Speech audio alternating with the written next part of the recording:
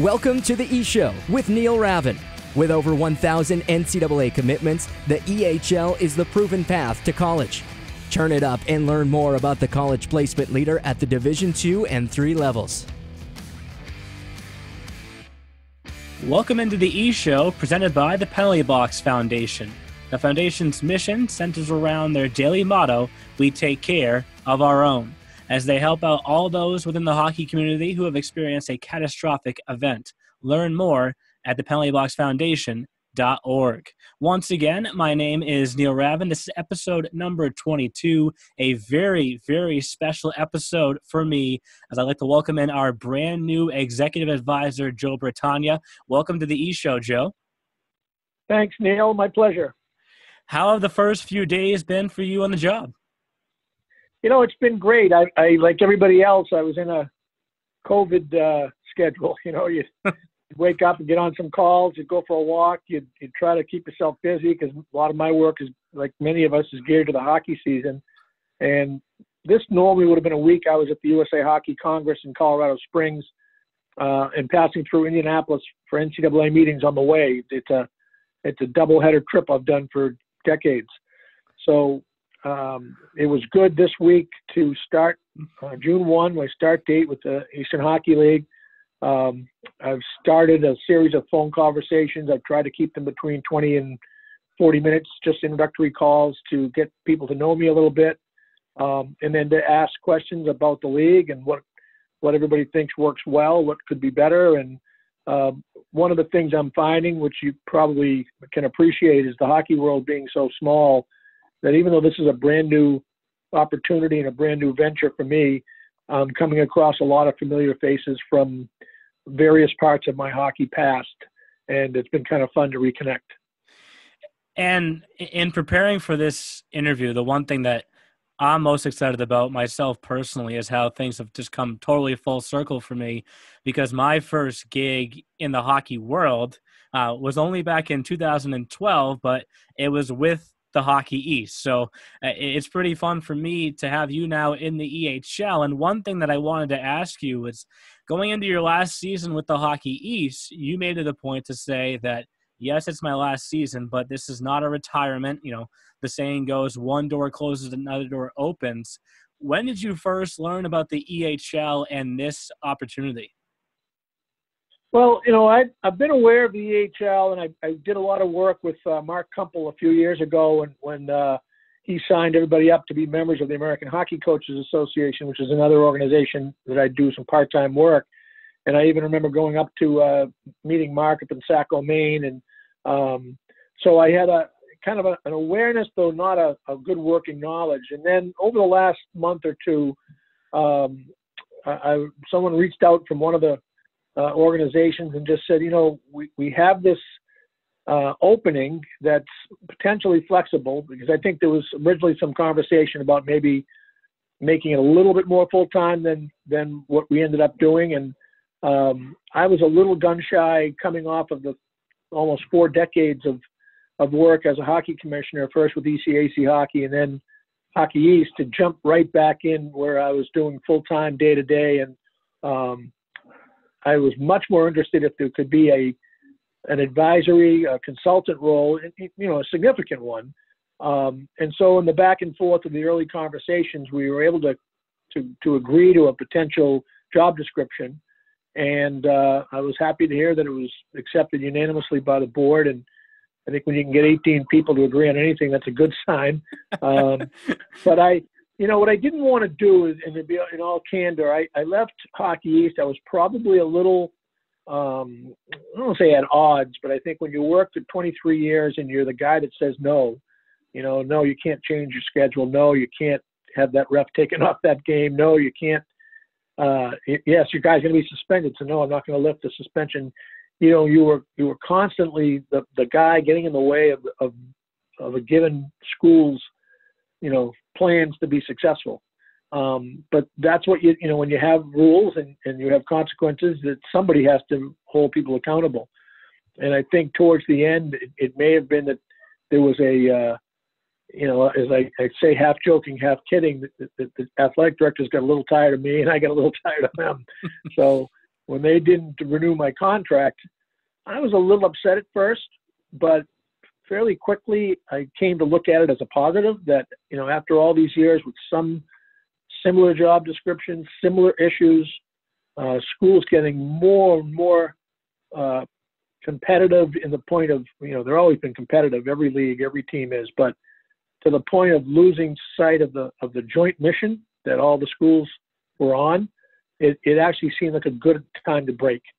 And so it wasn't my decision. I can't revise history, but I think I realized early on this could be a good thing. And many people said there are going to be other opportunities. And I think when you get into the situation I was in, there's a certain vulnerable dynamic where you don't want to take the first thing that comes along. But this seemed to be a good way to ease back into an administrative role without, jumping back into that full time where you're the guy saying no. Now you're saying it to junior coaches instead of college coaches, or junior owners instead of college athletic directors. So I'm very excited about it. And it's also different enough. I mean, I've had a very deep hockey resume that's combined coaching at the highest levels with administering.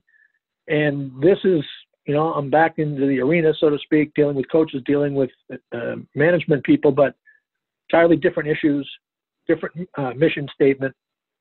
And I was very impressed with the success that the AHL has had in fulfilling that mission of trying to prepare guys for Division II and Division III hockey. And in a short time, I've looked at the results and where you and I had a conversation or communicated yesterday, looking at the breadth of places that guys are being sent. So this seemed like a great opportunity, and I hope it ends up being the win-win that we both envision. And one thing that you started to touch on your resume there, what my biggest takeaway is it feels like you're always up for the challenge. Is that what excited you about going from, let's say, a Division I hockey to Tier 3 junior hockey, that new challenge? Yeah, there's an element of that. I think, hey, I'm 68 years old. You want things to be fresh every day when you step out. And in these days, I don't have an office to go to other than a home office like a lot of people. But I want to sit down, and I made a point at 9 o'clock. I think I missed it by a minute or two. But my first job at 9 o'clock on June 1 was to reach out to all the stakeholders and say, thank you, number one, give them an idea what I want to do over these next 2 or 3 weeks. And it's been great to have some structure that's been lacking over these last couple of months since the college hockey season abruptly ended like so many other seasons, that it was a breath of fresh air to wake up on Monday and have a whole clean slate and creating new notebooks and new contact lists. And these conversations I've had since I think they did the first one with Mike Sorabella. It started alphabetically by franchise, so Boston came up first. And I've been very impressed with I think I've had 4 calls. I've got 2 tomorrow, 1 Friday. Very impressed with the back and forth in these conversations. And I started with kind of general, what works, what doesn't. And then with each call, you learn something that is important to an individual, and then you factor that into your next set of phone calls and questions. And I'm looking forward to it. It may not end up being 36 calls, 2 per team. I think Friday I've got Mario Martinello and his coaches on together. And as a convenience, I'll probably have a few calls with the whole kind of operating group. And there's a couple of new organizations that I can't ask the same questions because they're new this year. Yep. But, talking about the connections, I got a call from Joe Bertagna, who's with the ProTech group. And I've known Joe for 30 years. Coached his son, AJ, who went on to be a goalie at Wisconsin Stevens Point. I think he was a Division III All-American. So that's been fun too, not just the nuts and bolts challenge, but the pleasure of rekindling relationships with people. The Gil Martins I've known for a long time. Scott Fusco was a student at Harvard when I first met him. And on down the list of people that I have a familiarity with. Well, like you said, it's funny how the hockey world is all intertwined. I don't want to touch on this too much because it's still a little bit of a fresh wound, I'm sure. In your last season with the Hockey East, it's so unpredictable for the way that things ended. Was it disappointing for you the way that the season had to be canceled, and how did you find a positive out of your last year ending like that? It's tough to find a positive. I think I was disappointed on a couple of fronts. The first and foremost, I felt for the athletes that couldn't have a championship, couldn't get on to the national championship. I thought Boston College and a couple of our teams had a chance to go deep into the national tournament. I was looking forward to seeing Jerry York, see if he could rekindle that level of success that he has had for so many years. And I thought about, in my own life, my whole life trajectory changed because I was able to perform well in the Massachusetts high school hockey tournament back almost 50 years ago. But it was a week in March where I went from being an obscure goalie who had only become a goalie as a sophomore in high school to performing well on a big stage under the spotlight and then getting recruited by Harvard. As it turned out, the referee in our championship game was Bill Cleary, who at the time was the freshman coach at Harvard. So one week he's taking the puck out of my glove on a face-off going, "Hey, gee, it's a great save." And then 2 weeks later, I'm getting a phone call saying, "Do you ever think of playing hockey at Harvard?" So I think of all these kids who didn't have that chance at the high school level, the college level, the junior level, when all eyes are upon them and college coaches might have been looking at them, because a lot of decisions are made when people have to perform under pressure. And that was all taken away from particularly the seniors. On a personal level, it was a little disappointing because we were going to have probably the final weekend at the Garden was going to be my farewell, drop the puck, and we were going to have a little brunch in Boston. But fortunately, I had the opportunity to go around and visit most of the schools. I think I missed Maine just because of timing and not being able to get up there, and had the farewell ceremonies. Each school did something a little different, and all very meaningful to me. I think the best one was I went up to UMass, my daughter was a freshman, and I got a jersey with my name in the back and number 23 for the number of years I was in Hockey East. And she looked at it and she said, "Hey, my name, my graduating class of 23, I'll take that jersey." So so she owns that one. And son went to UVM, and the UVM alum, he got that one. And but there's plenty of jerseys to still go around when I get back on the ice with my old man hockey. Well, maybe they can give you a second version of each one as well. But you started to touch on your playing days a little bit there, and it's something that I wanted to bring up because what you're going to learn about our league is, I'm not sure what it is in particular, but there's a lot of former goalies. And the one question I wanted to I want to say we have about 4 former Division I goalies that are now head coaches in our league. I'm not sure if it's just the trend that we're going through recent years or what it is exactly, but the question that I always ask them that I'm going to ask you right now, it's obviously a very unique position. Why did you want to play goalie? Well, there are 2 honest answers. One, I was always, when I was a defenseman, I was always a street hockey goalie, and I loved, there was a lot more street hockey in those days. You didn't have as much ice access, weren't as many rinks. And so, on any afternoon, you'd be out in the street with a couple of tin cans as goalposts, and I was always the goalie. First time I played on ice, a goalie got sick in a Bantam game, and the parents came to the game anyway and said, "Here, you seem to have a lot to say. Why don't you try it?" and threw the pads at me. But the week before I tried out for the high school, I realized I wasn't going to make it as a defenseman. I was a slow-moving defenseman. Had a good head, but not athletic or quick enough to be a good defenseman.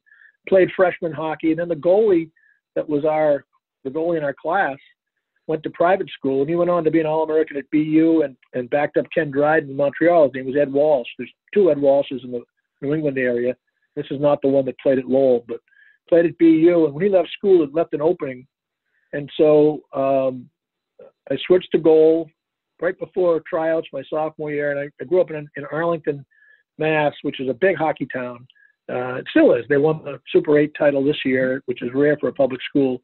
Mm-hmm. But when I was there, the coach was a legendary coach, a guy named Ed Burns, who coached for 50 years, 24 years of football, 50 for hockey. And it was a big deal to be on the hockey team in the town. My older brother had played.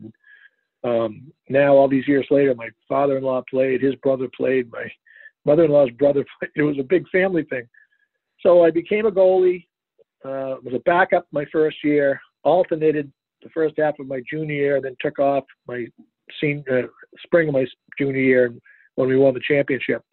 And it's been good to me. I still play in a kind of a weekend pickup group, a lot of former Ivy League guys. Had a great experience at Harvard. Had a great year playing hockey in Italy. We won a national championship over there. But the other thing I tell people, it's the only season where I weighed more in February than I did in October because the food was so good. It's almost impossible. If you think about it, if you're going to practice every day and you're trying, it's almost impossible to gain weight during the season. But I was able to do it and win a championship. So, so you'll hang on to that one for a while. One thing that I've been doing this off season, you'll be able to see starting again next week. We've been doing a team of the week feature each week, a different organization throughout the EHL. And one thing that I've been asking the head coaches to do when I interview them is give me their all-time lineup from, their years in the EHL. So I'm going to kind of do a little bit of a different spin here for this next question. Obviously, you're in goal. Let's go back to your playing days. Let's put the lineup in front of you of all the best players that you played with. Can you give us 3 forwards and 2 D who you'd pick to have in front of you in your lineup? That's pretty good. So on defense, I'm going to go back to just after college. I played senior hockey. I live in Gloucester, Massachusetts, and there's a team that used to play on Sunday nights, and the average age of the league was 25 years old, and the average age of our team was 45 years old. But we all had Division I guys that had been around. Many were still coaching. And so one of my defensemen was Mark Fusco, who won the Hobie Baker Award in '83, and his brother Scott's involved with the Eastern Hockey League. And the other defenseman was David Quinn, who's now the head coach of the New York Rangers. And he was playing pickup hockey at the time because his pro career hadn't taken off. He had some medical issues he was dealing with. And before he got those addressed, he was hanging around with a bunch of us playing on Sunday nights in Gloucester, Mass. So Fusco and Quinn were pretty good. I mean, I had some high school and college defensemen that I should name as well. A guy named Mark Noonan, who played both in high school and college and went over and played in Europe. And another guy named Kevin Hampy, who was the captain of he was captain of both baseball and ice hockey at Harvard at Dedham High School, Massachusetts guy. But so I'll start with the most recent with Fusco and Quinn. And then up front, I can tell you there was one line at Harvard who all went on to play pro hockey. And they were real local guys from towns that all abutted themselves. Arlington, where I grew up, Belmont, and Cambridge. So some people called them the ABC line, some called them the local line. But David Hines was from Cambridge, was an All-American, played for the Boston Bruins. Bob McManama was a center from Belmont, Mass, played for the Pittsburgh Penguins. And Bill Corkery from Arlington played for the Bruins minor league team, which at the time was the Boston Braves that played right out of the Garden, before they got the Maine Mariners and the Providence Bruins. So that group was as good a group. We were hitting on over 33% of our power plays, and I was a spectator as well as a participant watching those guys move the puck around. At one point, we were number 1 in the country in January of my senior year, and then we kind of stumbled the rest of the way. Well, that's a heck of a lineup, and I didn't warn you about that question, and you had it pretty ready to go, so I'll give you credit for that one. Thanks. So shortly after your playing career, you got right involved with the coaching side of things. Were you always kind of envisioning that for the next step, or was it something that you kind of realized when you were in college? No, I think, I'm always suspicious when people talk about, answer questions like this and make it sound like they had a plan all the way. Maybe some people do, but I think most of us stumble into things, and even my career in general is probably attributed as much as trying to avoid things I didn't want to do as opposed to pursuing the things I did. So like a lot of us, you grow up thinking there's work and play, and nobody really tells you that if you do it right, work is play. And so in my work life, all these things I do are kind of part of of play, and getting into coaching just seemed like a natural thing coming out of school. And I really did have an affinity for learning how to teach goaltending because I had to teach myself. There were no goalie coaches really back then, and starting as late as I did, I had to learn it in a hurry. So 3.5 years after I started playing, I'm on a Division I program. So you're learning as you're playing. So I took a fascination in breaking down the position and trying to explain it so other people could learn from the process I went through. And I was fortunate enough, right out of college, one of my assistant coaches at Harvard was the great Tim Taylor, who went on to be the head coach at Yale for nearly 3 decades and was our Olympic coach in '94, and I worked on that staff. And in 1991, he was the assistant to Bob Johnson, former Wisconsin coach and Pittsburgh Penguins, Calgary Flames coach. Bob had a stroke the night before the Canada Cup tournament, and Tim took over the team. And I was very close to Tim. He was just a great, great teacher. And so working at his summer hockey school, and that was when summers were not dominated by showcase events and the different things you do to market yourself, but then it was just a matter of going to hockey schools and putting a bunch of friends in a league and put a team together and just to play. I just learned a lot from Tim and from the coaches that he had there. I wrote a book in the fall of 1975 that I probably sold close to 10,000 copies on goaltending. And other than pictures of guys making skate saves and stacking their pads, a lot of it does hold up all these years later. And I was very proud when Mike Richter, who's a former pupil of mine, played for the New York Rangers, won a Stanley Cup, and the top goalie in college hockey gets the Mike Richter Award. And when he spoke at the first event where they presented the first Richter Award, he said he owed a lot of his goaltending to 2 books that he read. One was by Jacques Plante, great Montreal goalie, and one was mine. So I felt pretty honored that a guy like that, one of my former students, would feel that the teaching that I had kind of put together in that first book paid off for him. And I'm trying to work on not a full 150-page book now, but I'm trying to work on an updated, more of a booklet that takes what I've observed and with the new way the positions play, and it's so different now, basically because the goalies are so big, they're more athletic, they're better coached, the equipment makes them bigger and allows them to play deeper, and there's a lot of changes in the position. So trying to update some of the things I've produced in the past. Yeah. Well, there's 2 great points that you brought up in there. First, the Mike Richter Award for those listening at home, one of the EHL alumni who I used that picture to make your announcement, Caden Primo, actually won that award. And speaking of that book, too, let us know how you're doing with that. We'll make sure to blast it out on the social media for the EHL as well as soon as that gets published. Thanks. And then I wanted to now shift gears to the administrative side of your career. Obviously, the 38 years as commissioner between the ECAC and the Hockey East, that really stands out for you. But were there any other, was it the AHCA or anything else outside of those 2 commissioner roles that you're very proud of?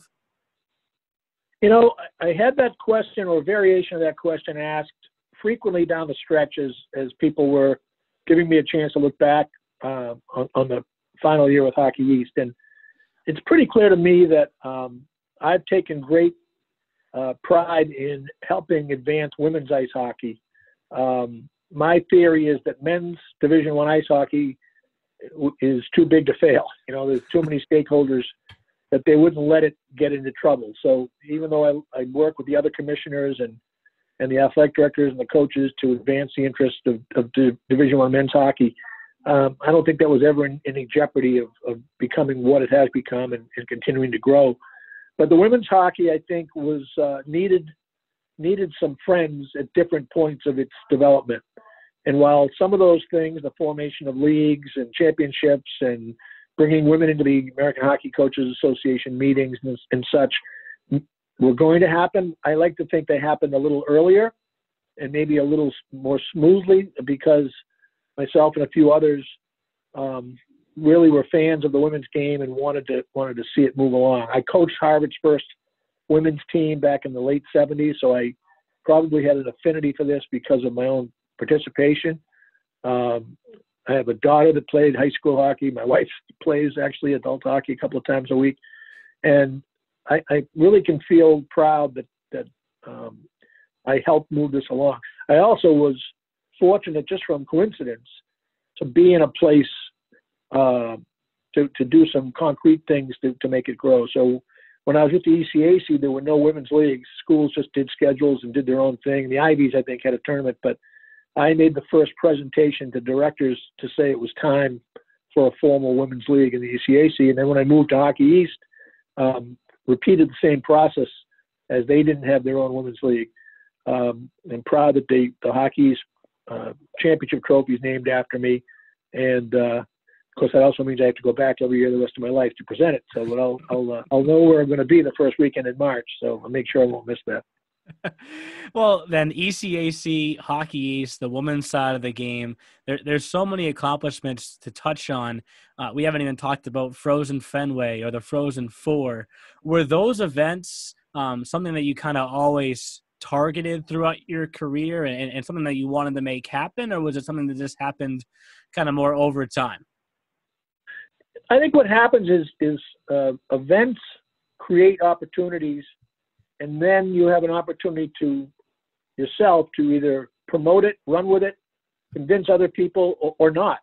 And so one of the knocks on me, I think, over the years was from the athletic directors that Joe's a good hockey guy, but he manages things, but he's not an out of the box guy. He's not a visionary. And I used to bristle when I'd hear those remarks come back to me because, the outdoor hockey at Fenway was not always a popular thing. And I jumped on that early with the Red Sox and we did 4 iterations of it. And I know the Red Sox want to do it again. And also the tournament that we've had for the last 5 years in Northern Ireland was also something that needed a little nurturing at the beginning because some of the coaches don't like change, the idea of playing real games over there, not exhibitions, how it would affect their computer ranking, could they play if they had to travel so far. And that's become a huge success with, I think, almost 19 different schools having taken part. And going back on the previous theme, we also, along with Steve Hagwell, my counterpart with the ECAC, pushed for women's hockey to have an opportunity to play abroad. So we've had a couple of, not tournaments, but we've had a couple of series. Northeastern and Clarkson women played a couple of games, and last year Quinnipiac and Merrimack women played a couple of games. So those things, which, after they've been done a few times, everybody thinks that it was a success from the beginning, but you needed an advocate to push to get those things accepted, and then you needed a mechanic, to make sure that they were properly executed. And the Fenway one, I got to say selfishly, I always got an hour of ice from Sam Kennedy, the president of the Red Sox, and Sam actually skated with us a couple of times. And we'd have a hockey skate from 6 o'clock to 8 o'clock on a Friday night, and then at 9 o'clock, the Joe Bertagna traveling all-stars. High school friends, college friends, family members. We'd get dressed in the Red Sox locker room and walk through the dugout, come up the steps, and go out and play hockey at Fenway Park in the middle of the night. Nothing better than that. Yeah. Well, let them know the EHL will gladly play a game there if they want us to. Well, I'll work my magic the best I can. But I know the Red Sox, they actually bought, originally they were renting the first year, it was in conjunction with the Winter Classic. So when the Bruins played the Flyers on January 1st, 2010, the Red Sox had them keep the rink up for a week, and they basically rented it. And then eventually, I don't know what was the second year or the third time they did it, they bought the rink. So they own the boards and all the structure, the substructure. So they have an interest. As long as Sam Kennedy's there, he played high school hockey in Massachusetts. He's a huge hockey fan. They'll have an idea that they want to do it. A couple of times we've been stopped because they haven't been able to have other events. They're doing some work in the ballpark. Yeah. They've added football in the fall. One of the things we've talked about out in Worcester, Mass, where the Railers play, of trying to have when the new minor league ballpark opens, they moved the team from Pawtucket to Worcester. to put a little outdoor festival there. We could involve minor league, pro, junior teams, and college teams all in the Worcester area. So I'll put that on my to-do list. Well, there's plenty of teams out there as well. And so you may have just given us this next answer where I'm going to kind of put you on the spot again. You've been through a number of different rinks, hundreds of thousands probably throughout your lifetime. Is there one or two in particular that every time you walk back into that rink, it hits a certain part of your heart for you? Well, Matthews Arena, without hesitation. I played my high school hockey there. I played some college hockey there. I go there now for, when I watch Northeastern play. It's 100 years old, 100 plus years old. They put a lot of money into it, but it still has, kind of an old barn feel to it with the balcony hanging over the ice. It's where I started that. I made a reference earlier to the 1968 high school tournament. The first couple of games were played there, and then they went on to the Garden. And so I have a personal stake in the building. It's just a great place to watch a game. And in recent years, Northeastern has been on both the men's and women's side. They've played some memorable games and their program was really both programs peaking. The other rink would be the rink I played in Italy was an Olympic rink. The 1956 Olympics were there. The U.S. won a silver medal. It was where the Soviet Union won their first of many gold medals. And at the time I played there, it was open. It was completely open. It had about 10,000 seats and 2 ice surfaces. But I went back in the fall. They've had to enclose it in order for the local team to play in the top series. They couldn't be dealing with weather and so forth, so they've enclosed it, and in the process really ruined what was a gorgeous facility with the Olympic rings on top. And we haven't won a championship there too. That it's a place I want to come back to, and I've probably made 8 visits since I stopped playing there many years ago. Well, we'll call those 2 definitely bucket list rinks to check out.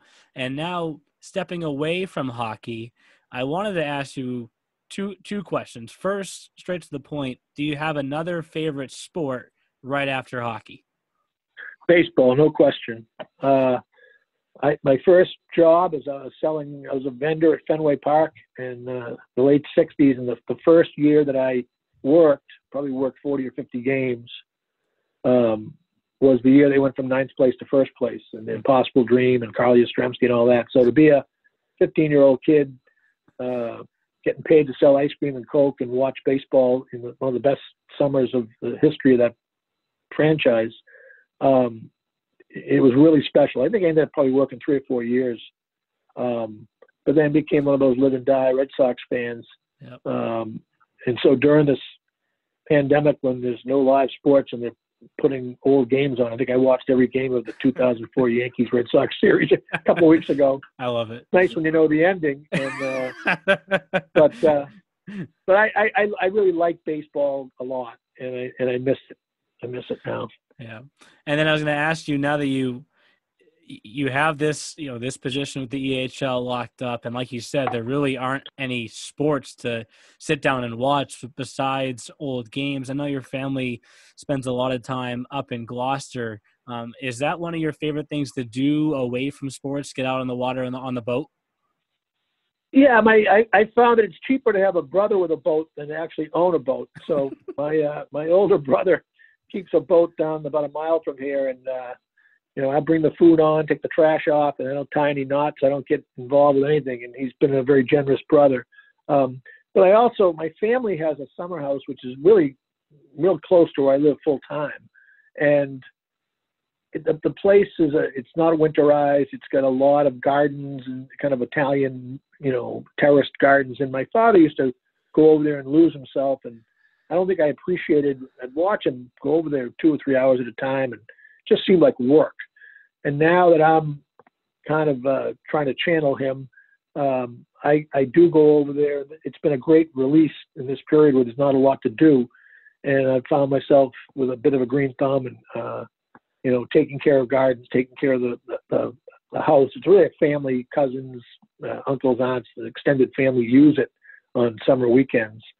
And from there, I can grab a kayak and go out in the water and lose myself. So I actually have found that I've had a lot to do during these months of relative inactivity. The postseason, there's a lot of, as you know, in your work, all-American teams, all New England teams, getting certificates done. Normally the coaches would have gone down to Florida for meetings, and a lot of the junior coaches in recent years have come down. Those meetings were stopped. So we facilitated some Zoom meetings with the NCAA about playing rules, about eligibility rules, about tournaments. So I've kept relatively busy up until, this week. I've been able to start the EHL responsibilities, increase the amount of work, and new work. As we said at the beginning of this conversation, it's been exciting to get into fresh things and learn about a whole new league and what are the pluses and what are the things that divide people, what are the things that bring people together. And I'm still consider myself very early in this learning curve. Well, I do hope that at some point then this summer for you do get a chance to decompress a little bit before we pick things back up full steam with the season this September. And when we do pick things back up, maybe this is kind of a loaded final question for you. You touched on the book that you want, another book that you want to put together, and the fact that this is more of a part-time role, that you love the challenge that this brings with the EHL. Are there any other short-term or long-term goals that you want to tell us about? I've been able to maintain some writing. The jobs that you have, that we've had, there's always some, whether it's public affairs writing, press release writing. I do a newsletter for the Coaches Association where I would take advantage of having control of those pages to go do some features on different legendary coaches and things like that. So I'm a bit of a frustrated writer, and I in addition to updating my goaltending work, I've got some ideas of trying to do something that takes the stories, and hockey's filled with great stories, as you know, from the various levels I've been at, and put them down in writing. I've had friends who have done more kind of dry, historical, academic type books on sport and on hockey. I don't see that. I like to entertain people. I think there are ways you can tell the story of things that I've seen over 50 or 60 years that have changed and still make people smile and have some fun with it. But really, I've watched college hockey change. I've watched the youth hockey culture change. I've watched the juxtaposition of what public high school hockey used to be and now what junior hockey is. I've watched how goaltending as a position has changed. And I think there's some great stories that if we don't get them on paper, they're lost. We got a group of hockey people from north of Boston together in October, and they're mostly retired coaches, but there was Mike Eruzione, there was on the younger side, Bob Gaudet, who coaches at Dartmouth, just announced his retirement. And it was an evening of stories, and we had a photographer chronicle different groups of friends getting together, but we didn't record the stories. And I think that's one of my goals, and in addition to these other part-time things, is to find the time to sit down with people and get these stories on record. I've got plenty of my own stories that could probably fill a book, but when I get to the different coaches that are either a little bit younger, or a little bit older than me, it's actually something that the American hockey coaches should have been doing all along, in a formal sense. And we'd think about this coach or that coach, and the next thing you know, the individual passed away, and those things were lost. So if my other part-time jobs don't keep my interest up, I've got this project in the back of my mind. Well, I could keep you here asking questions for more and more stories forever. I know you have a crazy week going with the calls with USA Hockey, the calls with our guys. So I can't thank you enough for coming on the podcast. I know these are some pretty crazy times that we're living in right now, but I'm really looking forward to the future of having you in the AHL and working together again. Thank you. Well, I want to thank you for the preparation that obviously went into the interview here, because you were prepared. I hope I did well when you surprised me with a few questions, but I look forward to working with you as well. Thanks, Joe. We'll talk to you soon. Thanks for listening to The E Show. Learn more at easternhockeyleague.org and follow us on Facebook, Twitter, Instagram, and YouTube. Also, be sure to subscribe and get notified when next week's podcast is released.